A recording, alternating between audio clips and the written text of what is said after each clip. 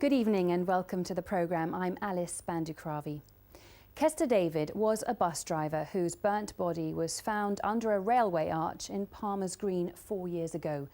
In her first broadcast interview, his mother has accused the Met of covering up his death because he was a police informant. Scotland Yard say they're still investigating, but tonight a report by the police watchdog seen by this programme will call for the Commissioner, Sir Bernard Hogan-Howe, to apologise for the way the force handled the original murder investigation. Alex Bushell has this exclusive report. Kester David was a 53-year-old bus driver and a DJ in his spare time. His family believe he was killed by a criminal gang for acting as a police informant, using his DJing as a cover. His charred body was found here beside the tracks at Palmer's Green station in 2010. He'd been burnt alive, having been doused in petrol.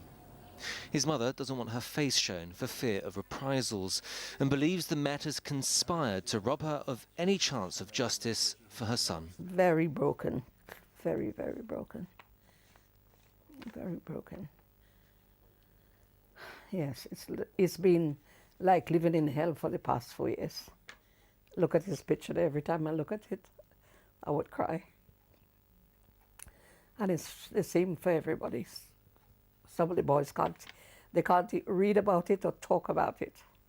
The first police investigation into Kester David's murder said he took his own life. A year later, an internal report led by Inspector Brian Casson said that investigation amounted to a catalogue of errors, a failure of duty. As a result, the Commissioner ordered a new investigation. Then, last year, an employment tribunal found Inspector Casson had been treated unfairly after revealing how the police failed to check CCTV footage, mobile phone records and speak to witnesses.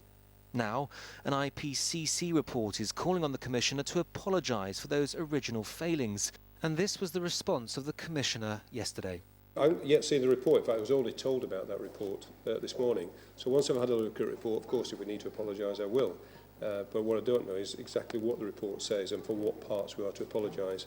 The Met has refused to comment on whether Kester David was an informant or not, why CCTV was overlooked showing Kester the night he died at a service station, why it took so long to speak to witnesses, one of whom said they heard a man screaming no and sounding scared, not the actions the family say of a suicidal man. It was all about covering up the fact that he was a police informant and he was working for the police.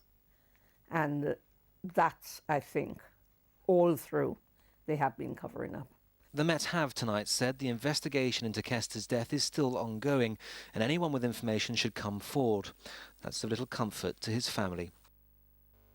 Well, Alex joins me in the studio now. Alex, you have a copy of this report. I do, and it does make very difficult reading for the Met. It details some of the most basic police work that wasn't done or was done very badly. Let me give you some examples. So, for instance, there's a failure to view all the CCTV footage, wrongly reporting the results of DNA tests or DNA tests that had been lost and telling the coroner even the wrong time of death. Now, in the Met's defence, this report does clear them of making any of these failings because they were racially motivated. But the IPCC is now calling on the Commissioner to make a formal apology to the family.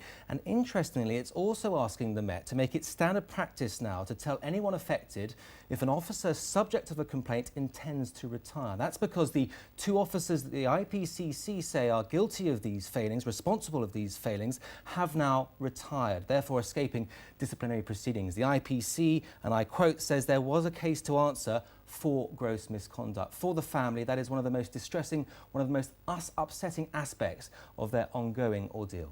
OK, thanks very much for that, Alex Bushell. Lots more to